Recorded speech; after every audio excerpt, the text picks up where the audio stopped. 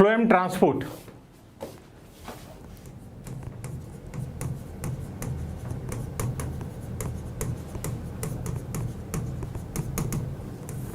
That is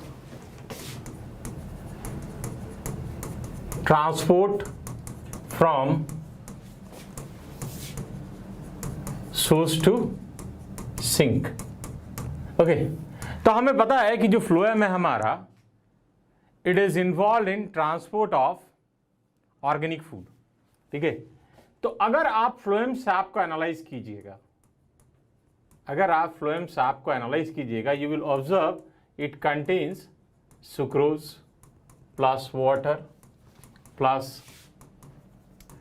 amino acids plus PGR. तो ये चीज आपको फ्लोएम सैप में मिलेगा.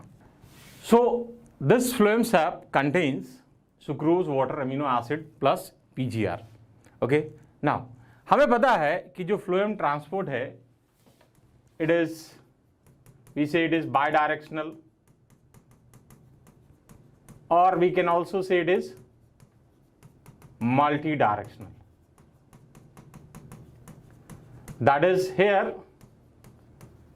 source and sink relationship depends on prevailing environmental condition. Okay, so here source and sink relationship depends upon prevailing environmental condition. अगर condition favourable है तो leaf से डिफरेंट प्लांट पार्ट में, और अगर कंडीशन अनफेवरेबल है then from storage organ to different plant part including developing leaf. So जैसे आप समझ लो कि आपके, मैंने पहले ही बोला, आपके पेरेंट्स कमा रहे हैं, आप पे खर्च कर रहे हैं, they are source, you people are sink. कल के डेट में आप कमाना शुरू करोगे, आपके पेरेंट्स रिटायर कर जाएंगे, आप उनका ध्यान रखोगे, they will become sink and you will become source. So this is source and sink relationship. तो फ्लोएम में भी ऐसा है, जब लीफ खाना बना रहा है तो सबको दे रहा है, और जब वो नहीं बना पा रहा, नया लीफ डेवलप हो रहा है, तो उसको खाना कहीं और से मिलेगा. So this source and sink relationship keeps on changing depending upon the prevailing environmental condition. Okay, ना तो फ्लोएम ट्रांसपोर्ट के लिए जो मोस्ट एक्सेप्टेड हाइपोथेसिस है, that is mass flow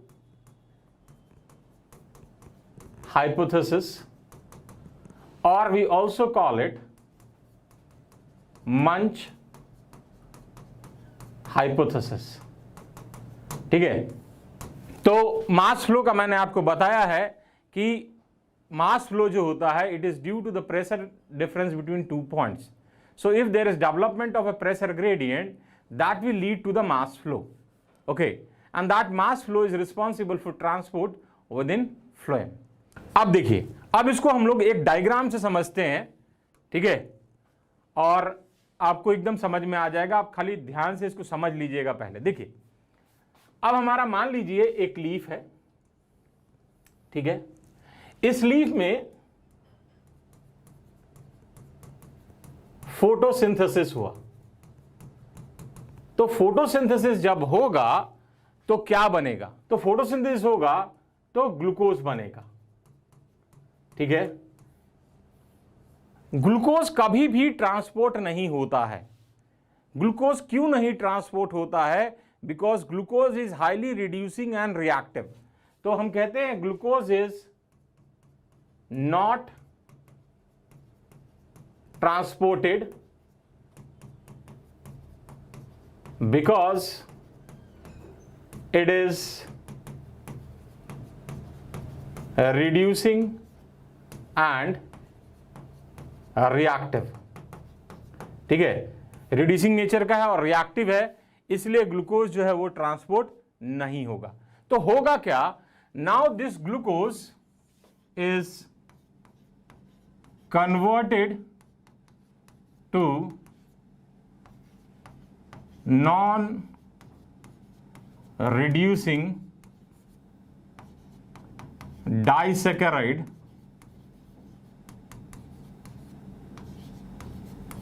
sucrose. ठीक है, तो ग्लूकोज कन्वर्ट होके किस चीज में? ठीक है, कन्वर्ट हो गया सुक्रोज में which is non reducing in nature.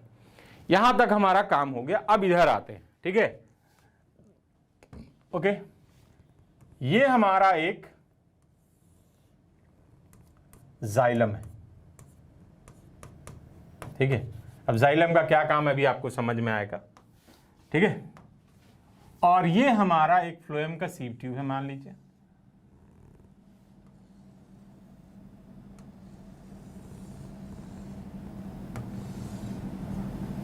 Okay, this is phloem, okay. हमें पता है closely associated with sieve tube is companion cell, ठीक है। तो हम मान लेते हैं कि यहां पे इसके साथ एक कंपेनियन सेल अटैच्ड है, ठीक है। और ये हमारा कोई स्टोरेज ऑर्गन है मान लेते हैं, this is some storage organ. और ये प्लांट सेल्स है तो इनके बीच में प्लाज्मोडेस्माटा या पिट कनेक्शंस प्रेजेंट हैं, ठीक है। अब होगा क्या देखो, ये जो हमारा सुक्रोज यहां पे बना, ठीक है, this sucrose is now transfer to this companion cell, ठीक है। And from this companion cell this sucrose is transfer to sieve tube, and this transport is an active process, so there will be utilization of ATP,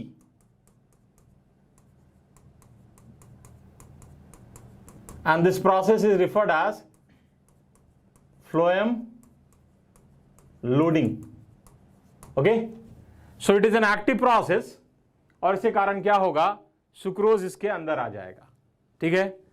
अब जैसे sucrose यहां पे enter किया, okay, तो solute concentration बढ़ा, तो solute concentration जैसे बढ़ेगा वाटर पोटेंशियल क्या होगा, डिक्रीज कर जाएगा।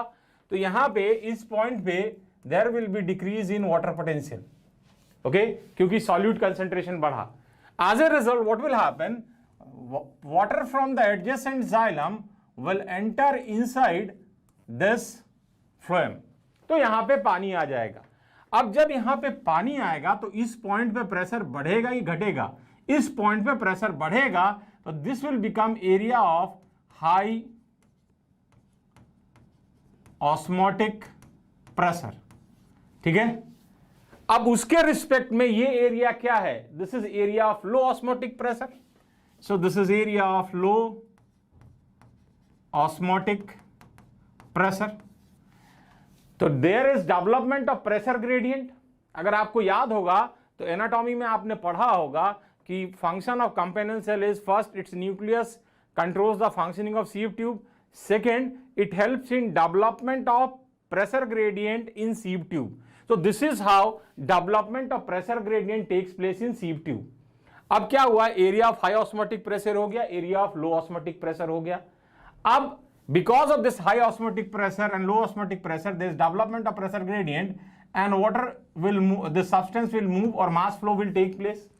अब किसी स्टोरेज ऑर्गन पे again this sucrose is unloaded, ठीक है। और ये जो अनलोडिंग का प्रोसेस होता है, this unloading is also an active process. So again there will be utilization of ATP, ठीक है, and this is referred as phloem unloading. अब जैसे यहां से सुक्रोज रिमूव हुआ तो इस पॉइंट पे वाटर पोटेंशियल क्या हुआ, बढ़ गया। As a result water will return to xylem. So this is how mass flow takes place within the phloem. अब जो लास्ट टॉपिक इसमें हमारा आता है इस चैप्टर में, that is what is the proof that food is transported via phloem. तो transport of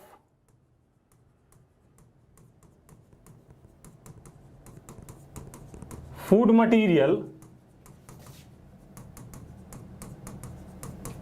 takes place via phloem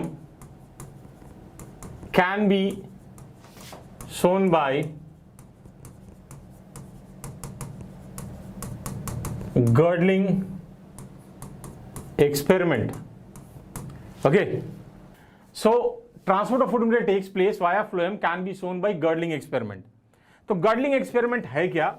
ठीक है, जैसे मान लीजिए कि एक हमारा ट्री है, ठीक है, तो हम क्या करते हैं, इसको गर्डल कर देते हैं. It is गर्डल्ड. गर्डल का मतलब क्या होता है? Here ring bark is removed. ये बार्क क्या है? Bark is everything exterior to vascular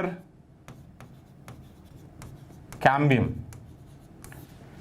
okay, जो भी वास्कुलर कैम्बियम के बाहर है उसको हम लोग बार्क कहते हैं. Everything exterior to vascular cambium is referred as bark. ठीक है, तो बार्क को हम लोग रिमूव कर दिए. तो बार्क में रिमूव क्या क्या हुआ? बार्क में हमारा रिमूव हुआ सेकेंडरी फ्लोएम प्लस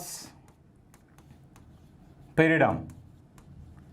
ये चीज हमारा रिमूव हो गया.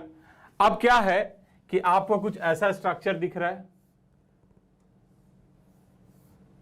ओके, तो जब आपने बार्क को रिमूव कर दिया, ठीक है, तो downward movement of food material will stop, नीचे नहीं जाएगा.